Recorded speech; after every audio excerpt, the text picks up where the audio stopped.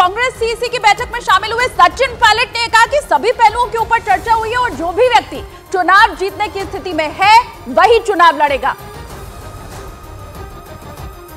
चुनाव जीतने की स्थिति में है उसको पार्टी आदेशित करेगी, वो चुनाव लड़ेगा। अंतिम निर्णय सीईसी लेगी और मुझे लगता है बहुत जल्द इस पर स्पष्ट एक वक्तव्य सीईसी का भी आएगा।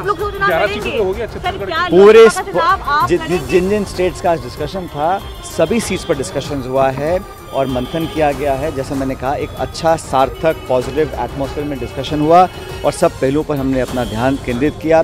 खड़गे साहब, आदरणीय सोनिया गांधी जी, सभी सीईसी के मेंबर्स, हम सब लोगों ने एक लंबी चर्चा करी है।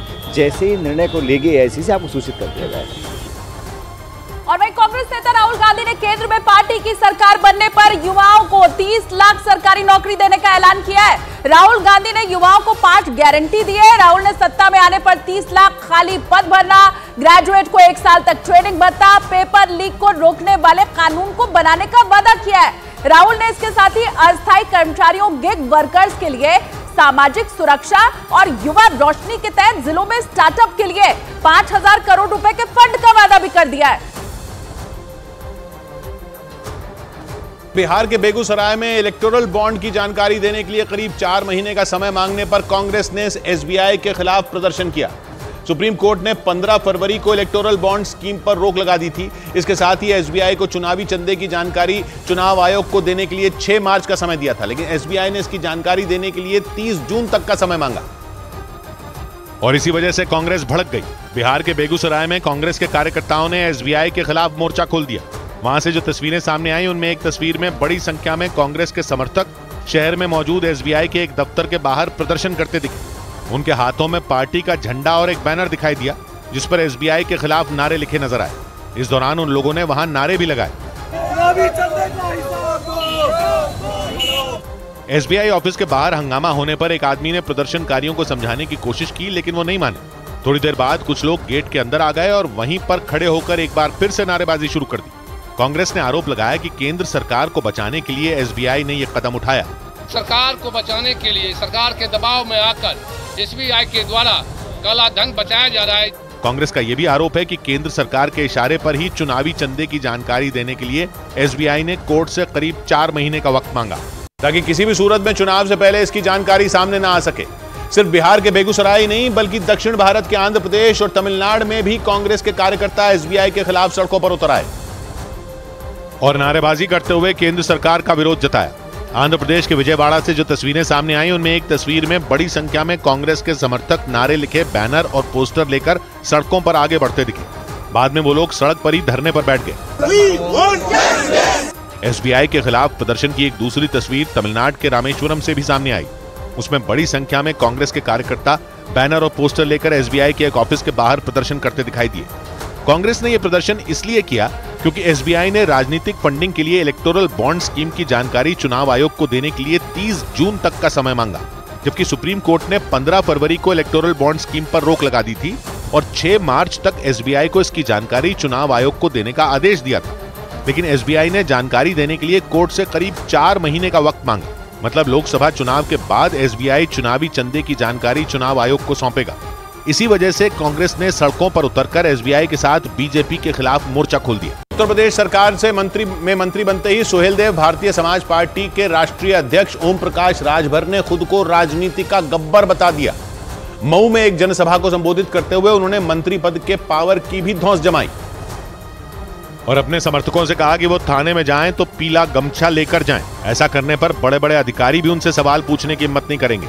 आज जिस मुकाम पे हम खड़े हैं, डीजी को भी पावर नहीं है कि वो हमसे पूछे कि आपने भेजा है कि नहीं भेजा है। ओम प्रकाश राजभर भावनाओं में इतना ज्यादा बह गए कि उन्होंने पुलिस केस में फंसे लोगों को राजनीति में आने की सलाह दे दी। उन्होंने मंच पर खड़े अपनी पार्टी के एक जिला पंचायत सदस्य का हाथ उठाया और दावा किया कि राजनीति में आने के बाद उनकी किस्मत बदल गई। तो जो सिपाही इनको दौड़ा रहा था वही सिपाही सैल्यूट मारने लगा। राजभर इतने पर भी नहीं रुके। विपक्ष पर निशाना साधने के लिए उन्होंने अपनी तुलना शोले फिल्म के गब्बर से कर दी। शोले में गब्बर सिंह था, है ना? तो गब्बर समझ लो। ओम प्रकाश राजभर उत्तर प्रदेश सरकार के उन 4 मंत्रियों में एक हैं जिन्होंने 3 रोज पहले ही मंत्री पद की शपथ ली है।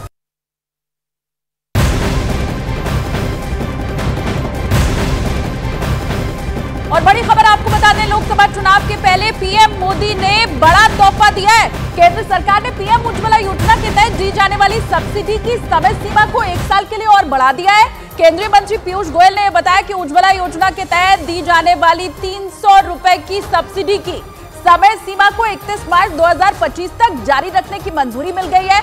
वहीं केंद्रीय कर्मचारियों के लिए 4% डीए को भी बढ़ा दिया गया है। केंद्रीय मंत्री पीयूष गोयल ने कहा कि 49.1 लाख कर्मचारी और 67.95 लाख पेंशन भोगियों को इससे फायदा मिलने वाला है। इसके साथ ही केंद्र सरकार की तरफ से कच्चे जूट का न्यूनतम समर्थन मूल्य बढ़ा दिया गया है। इसमें 285 रुपए प्रति क्विंटल की बढ़ोतरी की गई है। उधर एआई मिशन के तहत 10,372 करोड़ रुपए के व्यय से इंडिया एआई मिशन प्रधानमंत्री मोदी के नेतृत्व में मंत्रिमंडल की बैठक में मंजूर किया गया है। प्रधानमंत्री उज्ज्वला योजना के लाभार्थियों को दी जाती है, जिसकी अवधि 31 मार्च 2024 तक थी, उसको 1 वर्ष के लिए बढ़ा दिया जाए और अब 300 रुपए प्रति सिलेंडर हर वर्ष 12 सिलेंडर तक की सीमा तक हमारे प्रधानमंत्री उज्ज्वला योजना के लाभार्थियों को 31 मार्च 2025 तक यानी 1 साल की अवधि बढ़ाते हुए लगभग 10 करोड़ से अधिक परिवारों को ये लाभ मिलेगा। मंत्रिमंडल ने केंद्र सरकार के कर्मचारियों को जो डीएनएस अलाउंस मिलता है और जो पेंशनर्स हैं जिनको डीएनएस रिलीफ मिलता है, इन दोनों में 1 जनवरी 2024 से 4% की वृद्धि करने का निर्णय लिया। 1 जनवरी 24 से 4% की वृद्धि से देश भर में बड़े पैमाने पे हमारे पेंशनर्स को लगभग 50 लाख जो एम्प्लॉइज हैं और लगभग 68 लाख जो पेंशनर्स हैं, इन सबको इसका लाभ होगा और इसका व्यय लगभग 12,868 करोड़ रुपए केंद्र सरकार के ऊपर रहेगा। दिल्ली के करीब यूपी के ग्रेटर नोएडा में कुछ लोगों ने एक दुकानदार की सिर्फ इसलिए पिटाई कर दी क्योंकि उसमें एक आदमी ने उस दुकानदार पर गलत दवा देने का आरोप लगा दिया और इसके बाद तो 10 से 12 लोग उस दुकानदार पर टूट पड़े। उनमें एक आदमी ने उस दुकानदार का कॉलर पकड़ लिया और उसे वहां लगे काउंटर से खींचने की कोशिश की। इस दौरान उस दुकानदार के साथ मौजूद एक महिला और एक लड़के ने उसे जोर से पकड़ा ताकि वो उसे खींच न पाए। ऐसे में लोगों ने उसे काउंटर पर आधा लटकाकर घूंसे बरसाना शुरू कर दिया। एक आदमी तो उसकी पीठ पर कोहनी मारता नजर आया। 10 से 12 लोग उस अकेले दुकानदार को बेरहमी से पीटते रहे। ऐसे में दवा लेने आए कुछ लोगों ने भी बीच बचाव करने की कोशिश की, लेकिन कोई भी उन्हें काबू नहीं कर पाया। वो लोग काफी देर तक इसी तरह उसे पीटते रहे। बताया गया कि एक बुजुर्ग महिला एक दवाई का खाली पत्ता लेकर उस दुकान में दवा लेने पहुंची थी। आरोप है कि उस दुकानदार ने उस महिला को गलत दवाई दी। इसके बाद उस महिला का बेटा 10-12 लोगों के साथ उस दुकान में पहुंचा और उसी ने उस दुकानदार की